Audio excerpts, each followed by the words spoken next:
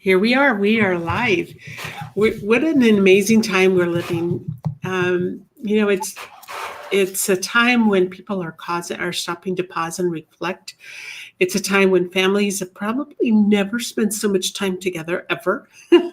Yeah. So, welcome from Becky Norwood at Spotlight Publishing, and this is Penelope Tzougros, and she is an author of several books, and she works very much in the financial field to give especially seniors some really new light and some fresh light on looking at where they are. It couldn't be at a more apt time as this, when all of us are really concerned on what's going on in our world.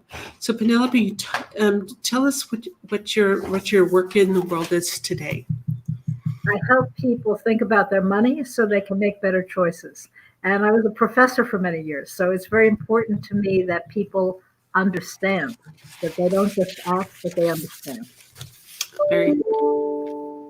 So, you have written a course that's called the Retiree's Guide for the Stay Move Decision.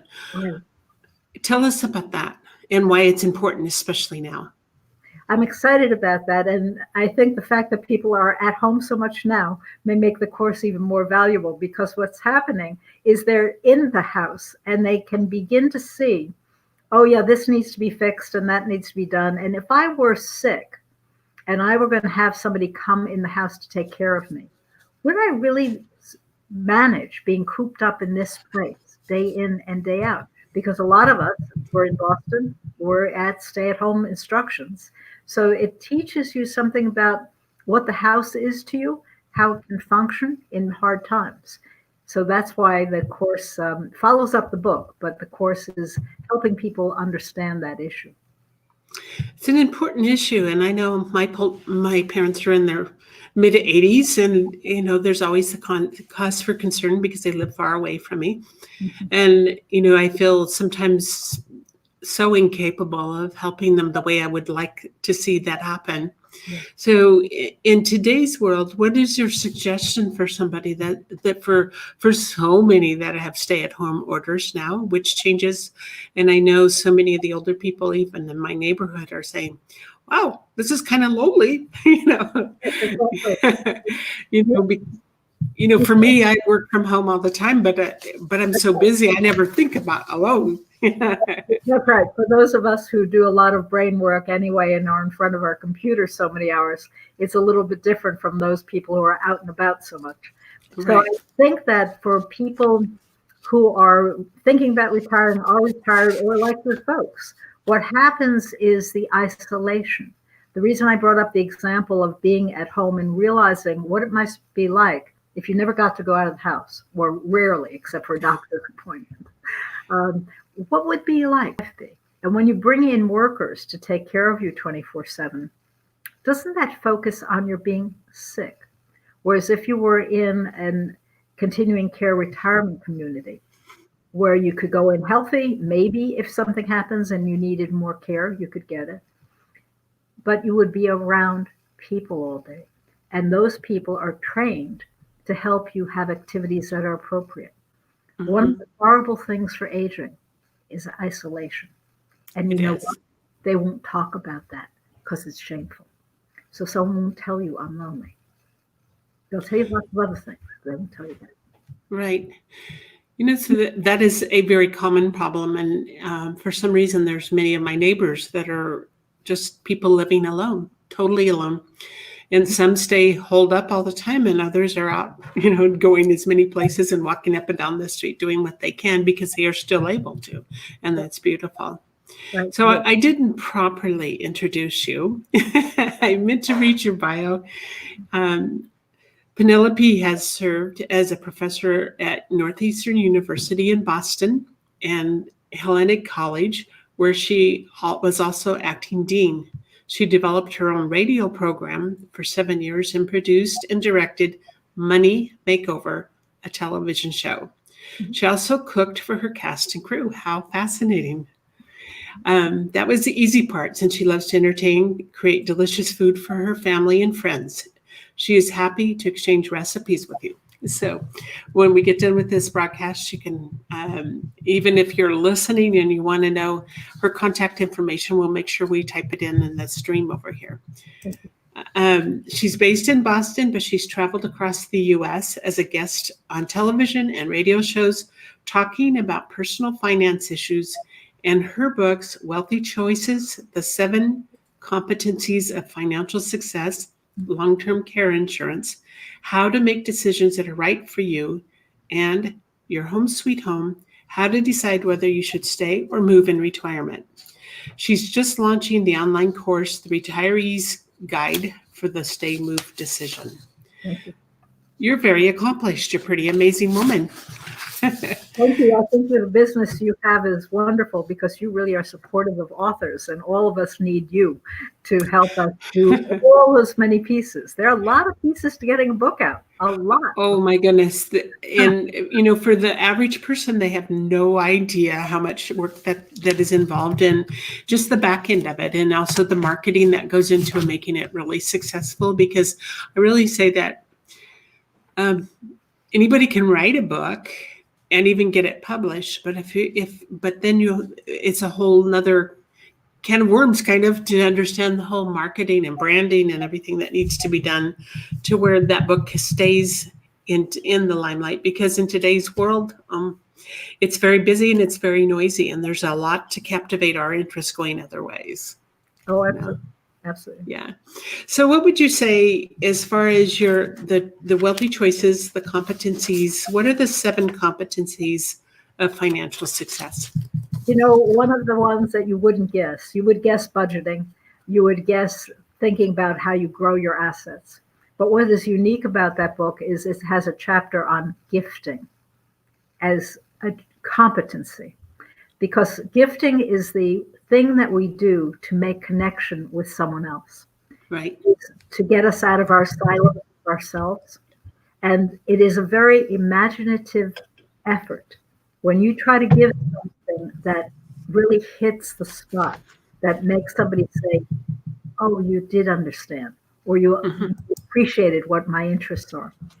That makes a kind of human connection that is the most important part, I think, of the 7 competencies, because the others are perfectly understandable about budgeting and growing and handling the losses. There's a whole chapter on loss, how to deal with loss as a competency. So if in this period of loss, you're running away, or you're saying, I'm going to sell everything, I'm getting out of this. Well, no, that's not thoughtful. That's not going to help you in the long run. You need to understand loss, because we've all had losses, both emotional and financial, and you need to have a perspective on it and to understand what you're doing. So the things that I do in that book are anecdotes. They're little short stories, little stories that people came to me over the years and said, this is what I'm dealing with. A kid who had a bunch of parking tickets that he was trying to hide from his father. His father was going to take away the car if he got any more parking tickets. So they're very, very human stories. And that's the way I was trying to teach. All the things you get in regular books about finance, but this is all story told. Well, and that's the value of a book written in that way, is if you can incorporate the stories, that's what brings your wisdom to life, because the storytelling is what makes it relatable and helps us to understand that the action steps that we need to take to make a difference. But without the storytelling, facts and figures is rather boring, Impact. You're right. Right. It doesn't make the impact. Wow. So, we're facing a global change on our earth right now. Mm-hmm. And I think a lot of people are really facing a different perspective on life. What would you say to somebody that you felt that was kind of just struggling at this point to figure out who they are, what they're supposed to do with their lives at a time when, even no matter what age we are, we're being asked to stay put and not get out and socialize. I know a lot of us that run businesses, we're doing everything virtually and we're just kind of like going with the flow. But if that hasn't been the case before now, what would you suggest? Since one of the things that people are used to working with is their money, and right now a lot of people are in jeopardy of not having money until the the resolution of that money comes in from the federal government. We start with what I call a zero-up budget. Zero-up budget. By that I mean, if you have money, your regular paycheck, any amount of money, even the 1,200 that some people are going to receive, what is the single most important thing you have to do with that money? Put that on the bottom of the list of the zero-up budget. So you start at zero, that's the first money you have to spend. What's the next most important money that you have to spend? And keep going up until you've used up whatever the paycheck or that dollar amount is. So you've gone from zero up to whatever it is. What you've done is you've rethought your values. So you've started to say, is it really important that I get another pair of shoes, that I get another pair of dungarees, jeans, what do we call them now? Yeah, it shows, Riches. it shows my framework. And then you say to yourself, is that more important than something else in my life? Is it more important than this other thing? If I have a family and I have no life insurance, am I right to be spending money on a trip to Disneyland? What's important? What are the values you have? I think if people use this time to think about how they have spent their money, because if you tell me how you spend your money, I'll tell you who you are, because your money is a direct link into your value system. So that's correct. People that have time to think about what you're doing. You have time to correct it. You have time to realize that you're a bigger person than any of those things you've been doing. And a lot of them may have only been directed by the herd, by the people you're around. They weren't your choices, but everybody else was doing it, and we're social, we like to be accepted in groups. But be careful. It's your life. You only got one of them, as far as we know. At least in this right now, in the present. As our understanding is. So a zero-up budget exercise can do something. And then if you did it in the family and started not yelling, but debating, why do you think it's more important for us to spend money on this? What does it mean to you? What are your values? How can we accommodate? Maybe the two of us have a different opinion. Not yelling, not threatening, and not anything, but thinking about who are we individually, who are we as a unit. Even the kids can get involved in that. And you can say, okay, this is an allowance that you're going to have. What do you want to do with it? What's important? We don't take the time. And as you said, right now, many of us have enforced time and are with our families in a way that we have not been before. Right. So ask the stories. Find out if somebody needs to spend money on, say, baseball tickets. And that's one of the stories in the book. Mary and Jim are having a fight because he spent $130 on baseball tickets. And Mary says to him, how could you have done that? Well, the real question isn't screaming at him because he did it, but asking him, what does that mean? Are you hungry for your youth? Is it because you were great in high school and baseball? Did you miss a friend? What's it about? Be sympathetic for somebody else's needs. Understand where it's coming from. Mm-hmm. And sometimes it's those connections that keep that spark. So there has to become a balance where it works too, so that you don't just sit at home and that's all you do. Right. And because it's not healthy either. Right. You can't spend rent money doing that and not have a better argument than I to do it. Right. That will work. So are your books on Amazon? Yes, they are. I think Wealthy Choices is in for a second edition because I think it's completely sold out. The long-term care is not. The long-term care book came about because my mom was 13 years in a nursing home with dementia. Wow. I'm going to put in the chat here both your name and your email so they can look up your books. And normally I would have already got the links and put them in here. This is a new system I'm using, and I'm learning it. And it's kind of a fun system, but honestly, for some reason, with things that are what's going on in our world, I'm busier now than I've been in my entire life because people are having the time to do what they, to write those books they've been always saying they want to do. So it's kind of an interesting time. So I normally so prepared, and today I'm like, oh my God, it's already this time. How did you get into the work that you do? With the last change in the economy in 2007, things were changing. I had been a single mom for 20 years. I had run our family saw blade sharpening business and did that, raised my kids on my own and did very, very well, homeschooled them as well. It just really, just was quite a time. And then when the economy changed, all the clients that I had, kind of all those businesses could not withstand. And so they were making huge changes and either combining with other big steel mill plants in other parts of the country where just to keep them afloat until the economy came back.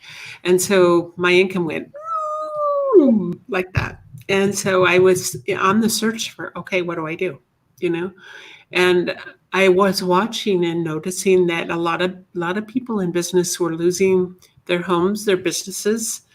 And I wasn't the only one that was kind of feeling the crunch. So I did a lot of research and found that there were other ways because the computers are becoming more popular, the cell phones, everything was so new to us, but becoming very available. And learning better ways to communicate and share and use the online world to grow business. And so I started learning those tactics. And my trainer, his name is Mike Koenigs. He taught it how to do these kind of things, and he started talking about publishing, and that started a whole new world for me. So I always ask the question, what am I going to do when I grow up? I don't know. Plenty of time.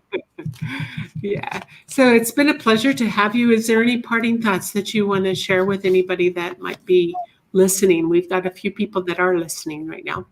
Thank you. Yes, I would like to encourage people to think about the house as a wonderful place, but maybe not the place for all of their retirement. And to think about that sooner. There are a couple of things you absolutely need to know. And that's part of what the course and the book do, which is to say, do you understand really what it costs to run this place? Do you really know all of what it costs to run your life? And is the house going to take away the money from your life? Would you rather do a roof or a trip abroad? Which is it? So really understand what you're doing. And also the people in your neighborhood who you said some of them are isolated. Is that a life? Is that what you should be doing? Right. Yeah. Big questions. Be sure to look up Penelope's books online. If you type on her name in Amazon, it'll bring them up. And take the time. So you have is it 2 books or 3? It's good. 3 books. You want to name each one of them? I'll put them in the chat too. One always likes to talk about our children. Wealthy Choices, the 7 competencies of financial success. And that's the one of little mini stories that clients brought to me. And then I talk about how they might address those issues. The second one is long-term care insurance, how to decide what's right for you. And that came, as I said, because of my mom's dementia. And then the last one, the most recent book, is Your Home Sweet Home, how to decide whether you should stay or move in retirement. And it's even-handed. It's not my asking you to do either to stay or to move. But the last chapter urges you to understand you must make a decision. It is your legacy to make a decision. It tells us that you are a person of courage, of integrity, of an imagination. So saying, I'm going to wait until I fall, I'm going to wait until I'm sick, I'm going to wait until I'm frail. Please don't do that. Please. No, the planning stages begin now. Yeah, right. Or should have been.